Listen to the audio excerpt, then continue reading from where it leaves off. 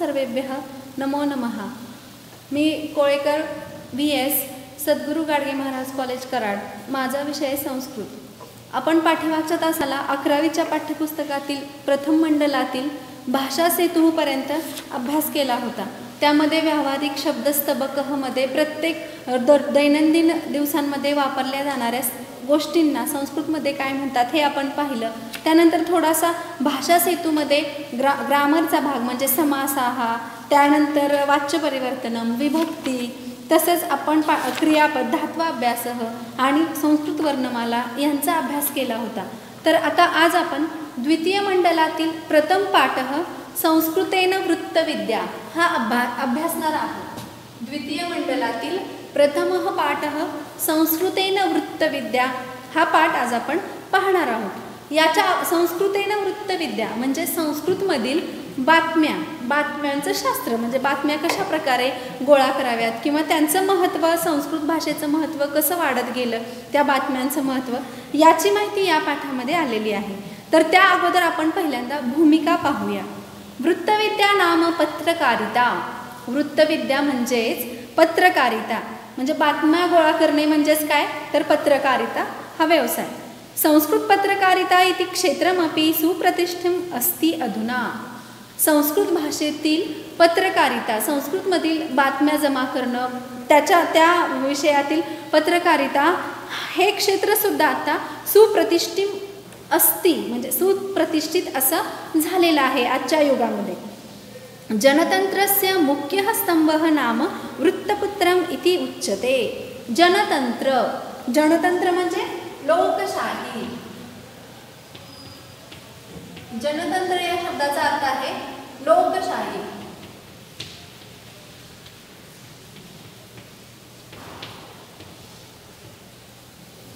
जनतंत्रस्य म्हणजे लोकशाहीचा मुख्य स्तंभ, मुख्य आधार म्हणजे काय तर वृत्तपत्र, वर्तमानपत्र हे लोकशाहीचा मुख्य आधारस्तंभ आहे। संस्कृत तज्ञानां कृते अपि वृत्तेः एषः विस्तृतः अवकाशः उद्घाटितः। संस्कृत तज्ञांच्यासाठी सुद्धा वृत्ते म्हणजे बातम्या जमा करणं हा खूप विस्तृत अशा काळानंतर संस्कृतमध्ये बातम्या सांगितल्या जातात किंवा बातम्या बोलल्या जातात। दृगमाध्यमं, श्राव्यमाध्यमं, दृकश्राव्यमाध्यमं तथैव समाजमाध्यमं एतेषु क्षेत्रेषु अवसराः अद्य उपलब्धाः। आता दृगमाध्यमं म्हणजे फक्त चित्रित केलेलं, चित्र पाहून। श्राव्य माध्यमं ऐकून म्हणजे आकाशवाणीवर, रेडिओवर आपण ज्या प्रकारे बातम्या ऐकतो तशा बातम्या ऐकून। दृकश्राव्य माध्यमं म्हणजे दूरदर्शनवर टेलिव्हिजनवर ज्या प्रदर्शित केल्या जातात बातम्या त्या। तथैव समाज माध्यमं तसेच समाज माध्यमामध्ये काय येतं वर्तमानपत्र।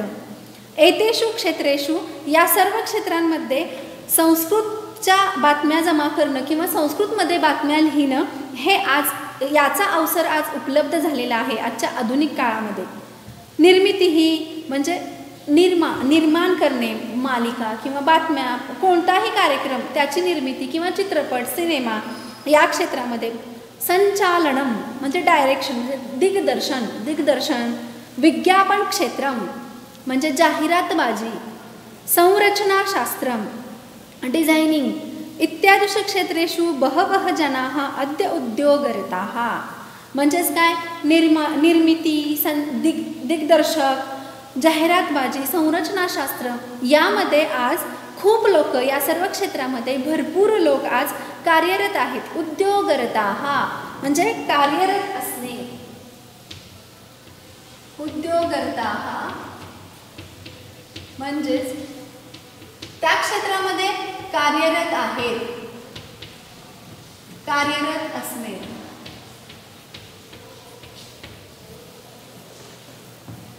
दैनिक पत्रात वार्षिक पत्रिकापर्यंतं नैकानि नियतकालिकानि संस्कृत भाषया सम्प्रति प्रकाशन्ते। दैनिक पत्र म्हणजे आपलं वर्तमानपत्र। या दैनिक पत्रापासून ते वार्षिक पत्रिकापर्यंत म्हणजे वार्षिक म्हणजे वर्षातून प्रसारित केली जाणारी। नैकानि नियतकालिकानि अनेक भरपूर प्रकारची नियतकालिके संस्कृत भाषेत सुद्धा प्रकाशित होत आहेत। तेषु वार्षिकवृत्तपत्रस्य अभिरूपमपि पुस्तके प्रदर्शितम्. तसेच त्यांची वार्षिक वृत्तपत्र म्हणजे वर्षातून प्रसारित केले जाणारे वृत्त याच्या अनेक पुस्तके, यासाठी अनेक प्रकारची विविध पुस्तके प्रदर्शित केली जात आहेत संस्कृत भाषेमध्ये. आता तुम्हा सर्व युवक वर्गांना म्हणजे तुम्ही आता इयत्ता 11वीला गेला आहात, तर तुमच्या सर्वांसाठी नवीन क्षेत्राची माहिती व्हावी या अनुषंगाने हा वृत्तविद्या, संस्कृतेन वृत्तविद्या या क्षेत्राची आवड विद्यार्थ्यांमध्ये निर्माण व्हावी यासाठी हा पाठ आपल्या या पाठ्यपुस्तकामध्ये समाविष्ट करण्यात आला आहे. आता पाठाकडे पाहत असताना पहा, पत्रकारिता नाम आधुनिक समाजस्य एकम अविभाज्यम अंगम. पत्रकारिता करणं हे आजच्या समाजाचं एक अभिन्न असं अंग आहे. अविभाज्यम म्हणजे अभिन्न अंग आहे. कारण का, तर त्याच्या आधारे लोकांना, प्रसारमाध्यमांना वेगवेगळ्या बातम्या मिळतात. तसंच समाजातील सर्व लोकांना, सर्व स्तरातील, सर्व ठिकाणातील माहिती स्पष्ट समजते. वार्ताप्रसारणस्य कृते पत्रकारिता इति महत्त्वपूर्णं माध्यमं. वार्ताप्रसारणस्य बातम्यांचं प्रसारण होण्यासाठी पत्रकारिता हे एक महत्त्वपूर्ण असं माध्यम आहे. सूचना तंत्रज्ञान क्षेत्रे पत्रकारिता विशिष्टं महत्त्वं भजते. सूचना तंत्रज्ञान क्षेत्रामध्ये सुद्धा पत्रकारिता हे महत्त्वाचं असं कार्य करत आहे. सर्वासु भाषासु एवं संस्कृत भाषाया अपि पत्रकारिता भ्रूशं विकसिता दृश्यते. सर्व भाषांमध्ये ज्याप्रमाणे म्हणजे सर्व भाषामध्ये इंग्रजी, मराठी, हिंदी, तेलुगू असं वेगवेगळ्या प्रांतातील सर्व भाषांमध्ये ज्याप्रमाणे त्यांच्या भाषेतील पत्रकारिता विकसित झालेली आहे, तसंच संस्कृत भाषायाम अपि, तसंच संस्कृत भाषेमध्ये सुद्धा पत्रकारिता भ्रूशं विकसिता. भ्रूशं म्हणजे अत्यंत, भ्रूशं विकसिता म्हणजेच काय, तर सर्व भाषांमध्ये ज्याप्रमाणे त्यांचे पत्रकारिता क्षेत्र हे भरपूर प्रमाणात विकसित झालेलं आहे, तसंच संस्कृतमध्ये सुद्धा संस्कृत भाषेचं पत्रकारिता हे क्षेत्रसुद्धा भ्रूशं म्हणजे अत्यंत मोठ्या प्रमाणात विकसित झालेलं आहे असं दिसून येतं. संस्कृत पत्रिकायाः आरंभः जून मासस्य प्रथमे दिने. संस्कृत पत्रिकेचं सुरुवात, आरंभ म्हणजे सुरुवात जून महिन्याच्या पहिल्या दिवशी म्हणजेच षडषड अष्टैकतमे ख्रिस्ताब्दे म्हणजे ख्रिस्ती वर्षाच्या नुसार, इसवी सणानुसार 1 जून 1866 यावेळी झाली. काशी क्षेत्रे अभवत. संस्कृत वार्तापत्राची सुरुवात 1 जून 1866ला सर्वात प्रथम काशी या ठिकाणी झाली. कोणत्या ठिकाणी झाली, तर सर्वात प्रथम संस्कृत वार्तापत्राची सुरुवात काशी या ठिकाणी झाली. काशी विद्यासुधा निधी ही येते इत्येषा सा पत्रिका. सर्व वार्तापत्रिका कोणती होती, पहिली तिचं नाव काय होतं, तर काशी विद्यासुधा निधी या नावाची वार्तापत्रिका संस्कृतमध्ये सर्वात प्रथम काशी या ठिकाणी 1 जून 1866ला झाली. तदनंतरम संस्कृत वृत्तपत्रिकाणां संख्याः सवेगं वृद्धिं गता. आणि त्यानंतर म्हणजेच 1 जून 1866 नंतर संस्कृतमधील वृत्तपत्रिकांची संख्या दिवसेंदिवस सवेगं वृद्धिं गता. सवेगं म्हणजे वेगाने, वृद्धी म्हणजे वाढत गेली. दिवसेंदिवस काशी विद्यासुधी नावाची पहिली संस्कृत पत्रिका प्रसारित झाली आणि त्यानंतर दिवसेंदिवस भरपूर मोठ्या प्रमाणात संस्कृत पत्रिकांची संख्या वाढत गेली. अधुना भारतवर्षे उपद्विशमिता म्हणजे 20 पर्यंत संस्कृत पत्रिका हा नियमिततया प्रकाशनते. आज सुद्धा भारतामध्ये 20 म्हणजे मोठ्या प्रमाणात 20 या संख्येने दररोज संस्कृत पत्रिका नियमितपणे प्रकाशित केल्या जात आहेत. तासु दैनिकम, त्यामध्ये आता बघा त्या संस्कृत पत्रिकांमध्ये कशा कशाचा समावेश आहे, तर त्यामध्ये दैनिकम दररोज प्रसारित जे होतं त्याला दैनिक असं म्हणतो. साप्ताहिकम म्हणजे आठवड्यातून प्रसारित होणारे. पाक्षिकम 15 दिवसातून प्रसारित होणारे. मासिकम महिन्यातून प्रसारित होणारे. द्वैमासिकम 2 महिन्यातून. अशाच प्रकारे त्रैमासिकम, षण्मासिकम, वार्षिकम तथा विशेष अंकः इत्यादयः प्रकाराः अंतर्भूताः. आता संस्कृत पत्रिकांमध्ये कशा कशाचा समावेश होतो, कोणकोणत्या पत्रिकांचा समावेश होतो तर दैनिक, साप्ताहिक, पाक्षिक, मासिक, त्याचबरोबर वार्षिक म्हणजे वर्षातून एकदा प्रसारित होणाऱ्या अंकाचा सुद्धा समावेश हा संस्कृत भाषेच्या वृत्तपत्रिकांमध्ये होत आहे. संस्कृत भाषायाः प्रसारः इत्यपि एतेषां पत्रिकाम् उद्दिष्टम्. या पत्रिकांचं उद्दिष्ट काय आहे तर संस्कृत भाषेचा प्रसार हा मोठ्या प्रमाणात व्हावा, अधिक वेगाने व्हावा, यासाठी आधुनिक काळामध्ये या पत्रिका मोठ्या प्रमाणे कार्यरत आहेत. जनाः संस्कृतं पठितुं उत्सुकाः भवन्तु. त्याचबरोबर लोकसुद्धा संस्कृत भाषेचा अभ्यास करण्यासाठी किंवा संस्कृतमधील वर्तमानपत्र वाचण्यासाठी, नियतकालिके वाचण्यासाठी उत्सुकं भवन्तु. भवन्तु म्हणजे आहेत, उत्सुक आहेत. इति धिया एतासु पत्रिकासु सरल संस्कृतेन. याच्या अनुषंगाने धिया म्हणजे हेच उद्दिष्ट ठरवून संस्कृत पत्रिका सरळ संस्कृतेन वार्ताः म्हणजे सरळ संस्कृतमध्ये सर्वांना समजेल अशा सरळ संस्कृत भाषेमध्ये बातम्या, लेखाः लेख, काव्यानी, कथाच्च समाविष्टाः सन्ति. हेच उद्दिष्ट डोळ्यासमोर धरून कोणते उद्दिष्ट तर संस्कृतमधील पत्रिकांचं महत्त्व दिवसेंदिवस वाढत जावं किंवा जास्तीत जास्त प्रमाणात लोकांनी संस्कृतचा अभ्यास करावा, यासाठी सरळ संस्कृत भाषेमध्ये दररोजच्या बातम्या, लेख, काव्य आणि कथा यांचा समावेश मोठ्या प्रमाणात दिसून येत आहे. चंदमामा इति मासिक पत्रिका. संस्कृत भाषेतील चंदमामा नावाची मासिक पत्रिका म्हणजे महिन्यातून प्रसारित होणारी मासिक पत्रिका बालकानां ज्येष्ठानां च चेतांसीम आकर्षयती सम. म्हणजे बालकांना आणि त्याचबरोबर ज्येष्ठ मंडळींना सुद्धा आकर्षित करत आहे. आता चंदमामा या नावावरूनच छोट्या मुलांच्या कथा असं आपल्याला समजतंय, परंतु तरीसुद्धा या नावाचं हे मासिक संस्कृत भाषेत असल्यामुळे, अगदी सरळ संस्कृत भाषेत असल्यामुळे लहान मुलांना तसेच ज्येष्ठ म्हणजे मोठ्या माणसांना सुद्धा आकर्षित करत आहेत. इदानीं गुंजारवः संस्कृत भवितव्यं गीर्वाण सुधा भारती संभाषण संदेशः समर्पणम. म्हणजे यामध्ये आता चंदमामा या मासिकाबरोबरच कोणकोणत्या मासिकांची नावे आली आहेत तर गुंजारवः, संस्कृत भवितव्यम, गीर्वाण सुधा भारती, संभाषण संदेशः आणि समर्पण या सर्व नियतकालिकांचा समावेश संस्कृत प्रसार कार्यरतानी म्हणजे संस्कृतच्या प्रचारासाठी या सर्व नियतकालिकांचं महत्त्व खूप मोठ्या प्रमाणात आहे. सुधर्मा तथैव विश्वस्य वृत्तान्तः एते संस्कृत दैनिके अद्यापि संस्कृत माध्यमेन वार्तांकन कुरुतः. त्याचबरोबर या सर्व नियतकालिकांच्या बरोबरच सुधर्मा आणि विश्वस्य वृत्तान्तः या नावाच्या संस्कृत दैनिके म्हणजे दररोजच्या वर्तमानपत्राच्या माध्यमातून आज मोठ्या प्रमाणात संस्कृत भाषेतील वार्तांकन म्हणजे बातमी लेखन सुरू आहे. इति अत्र विशेषः. आणि हेच आजच्या आधुनिक काळाचं वैशिष्ट्य असं आहे आणि म्हणूनच इयत्ता 11वीच्या म्हणजे युवक वर्गातील विद्यार्थ्यांसाठी एक नवीन क्षेत्र त्यांच्यासमोर यावं या उद्देशाने हा पाठ आपल्या या पाठ्यपुस्तकात समाविष्ट करण्यात आला आहे. आता पुढं बघा, जून मासस्य 30 दिने म्हणजे जून महिन्यातल्या 30 या तारखेला चतुः सप्तनवैके तमे म्हणजेच काय तर इसवी सन 30 जून 1974ला अस्माकं केंद्रशासेन आपल्या केंद्र सरकारने आकाशवाण्यां म्हणजे पूर्वीच्या काही आकाशवाणीवर बातम्या प्रसारित केल्या जायच्या आणि 30 जून 1974ला सर्वात मोठ्या प्रमाणात बातमी प्रसार करण्याचं कार्य आकाशवाणी त्याचबरोबर वर्तमानपत्रांच्या माध्यमातून आकाशवाणीवर मोठ्या प्रमाणात केलं जायचं. म्हणूनच जून 1974 साली आकाशवाणीवर प्रातः 9 वादने, प्रातः म्हणजे सकाळी 9 वाजता संस्कृत वार्तापत्रस्य प्रसारणम आरब्धम.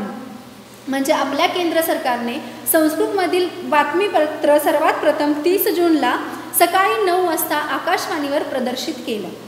संस्कृत पत्रकारिता क्षेत्रे एतद महत्त्वपूर्णं पदम आसीत.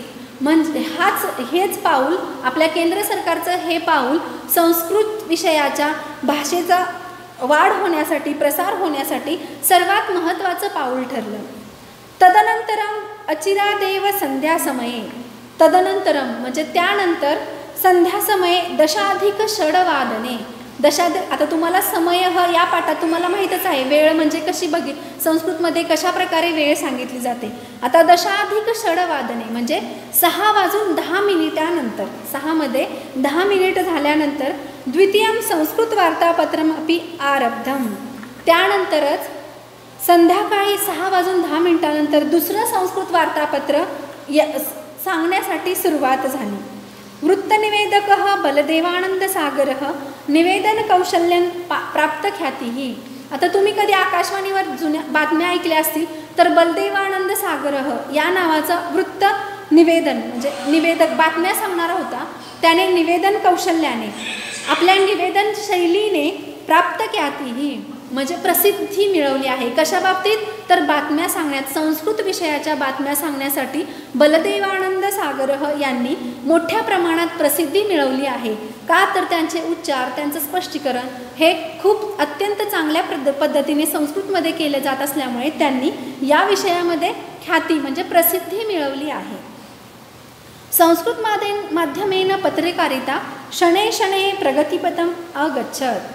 अशाच प्रकारे 1 जून 1866 या दिवसापासून संस्कृतमधील वृत्तपत्रिका वर्तमानपत्र बातम्या गोळा करणे हे हळूहळू प्रगतीच्या मार्गावर सुरू आहे.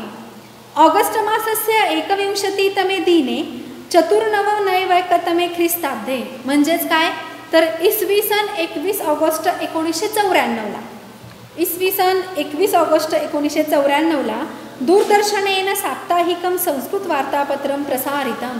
आता सर्वात प्रथम आकाशवाणीवर कधी बातम्या सांगितल्या गेल्या तर 30 जून 1974ला आणि त्यानंतर तब्बल 20 वर्षानंतर म्हणजेच 21 ऑगस्ट 1994ला दूरदर्शनवर संस्कृतमधील वार्तापत्र प्रति सप्ताह म्हणजे प्रत्येक आठवड्याला रविवारी एका दिवशी प्रसारित केल्या जायच्या. सांप्रतम दूरदर्शनद्वारा प्रति सप्ताहं प्रसार्यमाणं. सांप्रतम म्हणजे आत्ता सुद्धा दूरदर्शनवर प्रति सप्ताहं प्रसार्यमाणः प्रत्येक आठवड्याला प्रसारित केले जाणारे वार्तावली इति कार्यक्रमः. वार्तावली या नावाने संस्कृत बातम्यापत्राचं वाचन करण्याचा कार्यक्रम विशेष उल्लेखनीय म्हणजे केंद्र सरकारने दूरदर्शनवर संस्कृत भाषेचं वृत्त वाचण्यासाठी सुरुवात केली आणि वार्तावली हा कार्यक्रम मोठ्या प्रमाणात त्यासाठी उल्लेखनीय आहे. तस्य आशय वैविध्यं रोचकं प्रस्तुतीकरणं च प्रेक्षकान् रंजयतः. आणि वार्तावली या कार्यक्रमामध्ये निवेदन केलेल्या जाणाऱ्या निवेदकाचं त्याचबरोबर आशय वैविध्यम म्हणजे वेगवेगळ्या आशयाच्या बातम्या सांगण्यामुळे रोचकं प्रस्तुतीकरणं तसेच मनोरंजक असं प्रस्तुतीकरण केल्यामुळे उच्चार व्यवस्थित केल्यामुळे सर्व प्रेक्षकांना हे बातमीपत्र रंजयतः म्हणजे मनोरंजन करणारे त्याचबरोबर माहिती देणारे सुद्धा आहे असं म्हटलं जातं. एवं संस्कृत माध्यमेन पत्रकारितायाः मार्गक्रमणं लक्षणीयम. म्हणूनच संस्कृत माध्यमातील संस्कृत भाषेतील पत्रकारिता हे क्षेत्र दिवसेंदिवस मार्गक्रमण म्हणजे वाटचाल करत आहे. कशाकडे तर प्रगतीकडे आणि त्यांची वाटचाल ही प्रशंसनीय अशी आहे. संस्कृत भाषा न केवलम पुराणकथा विषय सीमिता अपितु म्हणजे काय म्हटलं जायचं पूर्वी तर संस्कृत भाषा ही केवळ पुराण ग्रंथातील माहिती सांगण्यासाठी किंवा आयुर्वेद अशा प्रकारचे जे पुराण काळातील ग्रंथ आहेत त्यांचं ज्ञान फक्त संस्कृत भाषेत आहे. परंतु ह्या अशा पुराण कथांमध्ये संस्कृत भाषा सीमित न राहता मर्यादित न राहता अपितु आधुनिक काले आज आधुनिक युगामध्ये सर्वत्र प्रचलिताः सर्वे विषयाः संस्कृत भाषेया वर्णयितुं शक्याः. सर्वत्र प्रचलित असलेली ही संस्कृत भाषेतील सर्व विषयांबद्दलची माहिती आज सर्वत्र मोठ्या प्रमाणात सर्वांना शिकविली जाते आणि त्याचं ज्ञान दिलं जातं. अतः नैके जनाः संस्कृत पत्रकारिताया संस्कृतं प्रति आकृष्टः. आणि म्हणूनच अनेक लोक नैके जनाः म्हणजे भरपूर लोक संस्कृत पत्रकारिताया संस्कृतमधील पत्रकारिता या क्षेत्राकडे आकृष्टाः म्हणजे आकर्षित झालेले आहेत.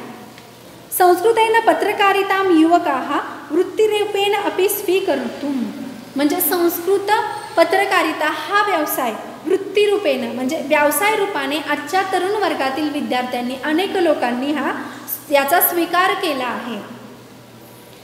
इति विचारेण भारतीय जनसंचार संस्था, या विचारानेच भारतीय जनसंचार संस्था म्हणजेच काय तर IIMC यामध्ये यांच्याद्वारे संस्कृत पत्रकारिता अभ्यासक्रमः अपि आरब्धः आणि यांच्याद्वारे संस्कृतमधील पत्रकारिता या क्षेत्रामध्ये अभ्याससुद्धा सुरुवात केलेली आहे.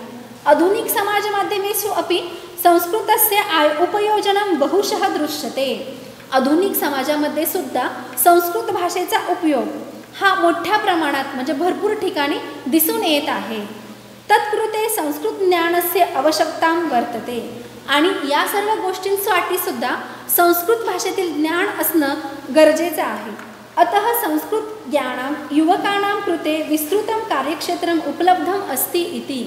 आणि म्हणूनच संस्कृत भाषा जाणणाऱ्या युवकांसाठी, संस्कृतमध्ये शिक्षण घेत असणाऱ्या युवकांसाठी विस्तृतम कार्यक्षेत्र, मोठमोठ्या प्रकारची कार्यक्षेत्रे आजसुद्धा मोठ्या प्रमाणात दिल्ली, उत्तर प्रदेश या ठिकाणी मोठ्या प्रमाणात युवकांना वेगवेगळे व्यवसाय संस्कृत भाषेच्या माध्यमातून मिळत आहे.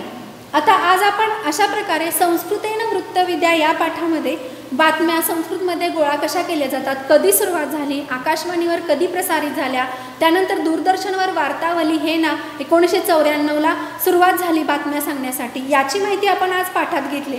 तर याच्यातील जे काही अवघड शब्द आहेत, शब्दार्थ, समासविग्रह, रूपपरिचय याची माहिती घ्या आणि त्यानंतर माध्यम भाषाया सहसंदर्भम स्पष्टीकृत या प्रश्न कशा प्रकारे लिहिला जातो हे आपण पुढच्या तासाला पाहूयात. धन्यवाद.